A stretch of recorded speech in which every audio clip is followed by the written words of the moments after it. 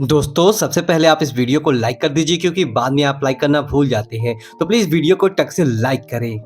एक बार एक साधु महाराज अपने एक शिष्य के घर ठहरे हुए थे। काफ़ी अमीर आदमी था वह शिष्य। बहुत से व्यापार थे उसके। घर में बहुत सारे नौकर चाकर। सब कुछ बढ़िया चल रहा था।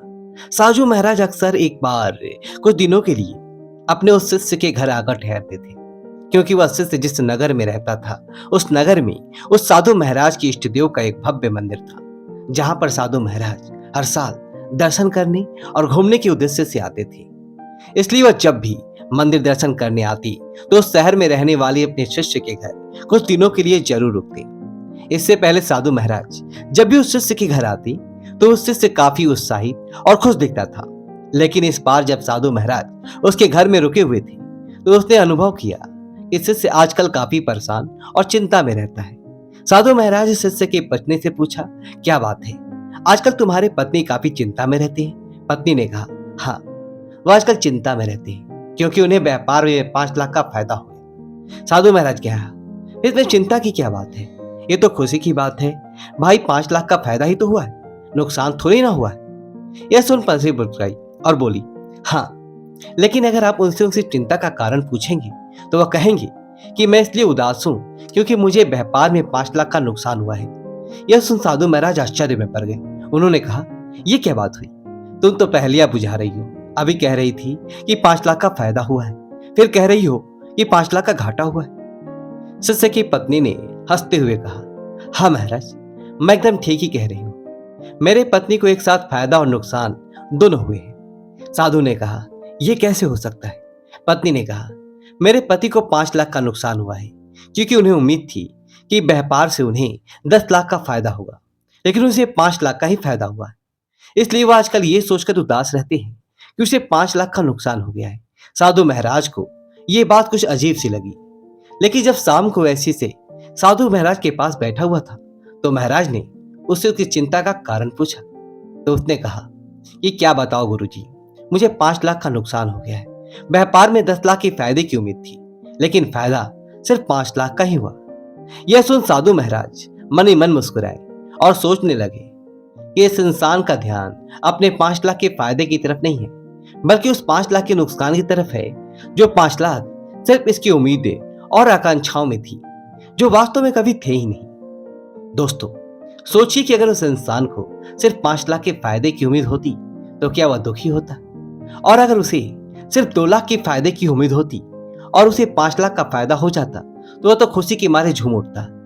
एक बात यह साफ साफ होती है कि इंसान के दुख का कारण उसकी उम्मीद ही है, उसकी आकांक्षाएं हैं। इंसान बहुत बड़ी बड़ी उम्मीदें और आकांक्षाएं मन में पाल लेता है, और जब वह उम्मीदें और आकांक्षाएं पूरी नहीं होती तो इंसान दुखी हो जाता है। ध्यान रहे कि जितनी बड़ी अपेक्षाएं होगी उतना ही ज्यादा असंतोष पैदा होगा। अपेक्षा कम तो असंतोष भी कम, अपेक्षाएं सोनी तो असंतोष भी सोनी। आइए इस पर सदन में एक दूसरी कहानी सुनते हैं। सुकरात एक बहुत बड़े दार्शनिक और ज्ञानी व्यक्ति थे।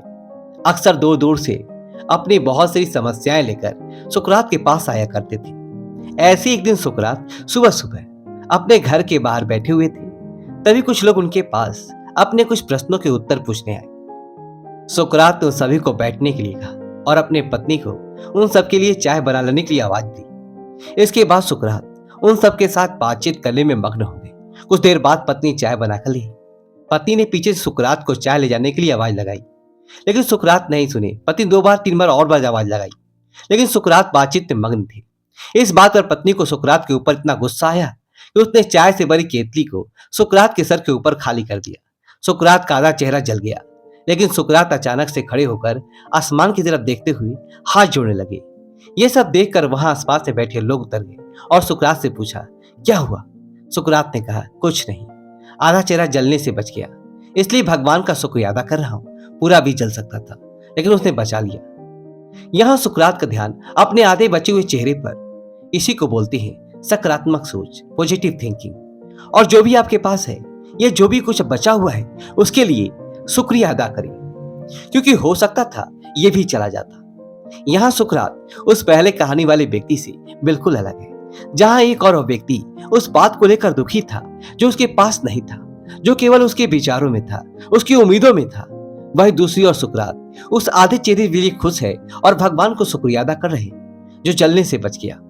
जो इंसान सपनों में नहीं बल्कि अर्थात में जीता है वह कभी दुखी नहीं रह सकता। साथ ही ऐसा इंसान जो हर खराब परिस्थिति में भी अच्छाई ढूंढ ले और हर छोटी चीज के लिए भगवान का धन्यवाद करे, उसे ज्यादा संतुष्ट इंसान इस दुनिया में दूसरा कोई हो ही नहीं सकता। हर महान इंसान में इस बात पर जोर दिया है कि ग्रेटिट्यूड इन पॉजिटिव थिंकिंग तो ऐसी चीज है जो अगर कोई अपने अंदर धारण कर ले ये उसकी पूरी जिंदगी बना सकती है।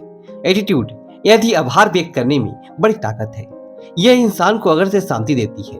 आप हर सुबह उठकर बस एक काम करें, रोज सुबह उठें और उठते ही भगवान को हर चीज के लिए धन्यवाद करें जो आपके पास है, जैसे कि आपकी नौकरी, आपका घर, आपकी अच्छी कार, आपकी बीवी, अच्छे बच्चे, अच्छे दोस्त, सही वातावरण, जो कुछ भी आपके पास है उसके लिए भगवान को शुक्रिया अदा करें। क्योंकि इस दुनिया में ऐसे करोड़ों लोग हैं जिनके पास ये सब नहीं है, ये उनके लिए एक सपने जैसी बात है।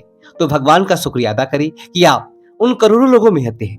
बुरी से बुरी परिस्थिति में खुद के लिए पॉजिटिव थिंकिंग निकालें और जो कुछ भी आपके पास है उसमें खुश रहना।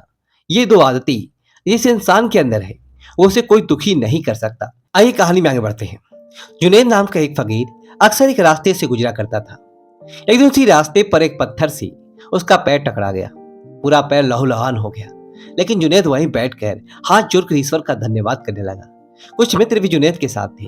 यह देखकर वह चौंके और कहा, जुनैद तुम पागल हो गए हो क्या? हमने आज तक ऐसा इंसान नहीं देखा जो चोट लगने के बाद भगवान का धन्यवाद करे। जुनैद ने कहा, पत्थर की ठोकर से गिरकर मेरे सर भी फूट सकता था, जान भी जा सकती थी। अच्छा हुआ कि सिर्फ पैर में ही चोट लगी और बच गए, क्योंकि इससे भी बुरा हो सकता था। अब जुनैद जैसे इंसान अगर फांसी भी लगा दी जाए तभी वह भगवान का शुक्रिया अदा करेंगे, क्योंकि फांसी से भी ज्यादा दर्दनाक मौत इस दुनिया में है। धन्यवाद का भाव तो केवल उसी व्यक्ति में हो सकता है जिसकी कोई उपेक्षा नहीं है, जो सिर्फ अपना कर्म करता है बिना किसी उपेक्षा के। फिर ऐसे व्यक्ति को जो कुछ भी मिलता है वह उसके लिए धन्यवाद अदा करता है और खुश रहता है। धन्यवाद अदा करने में एक अलग ही शक्ति है। आप अगले 1 महीने तक रोज आपके पास जो कुछ भी है उसके लिए ईश्वर का धन्यवाद करें।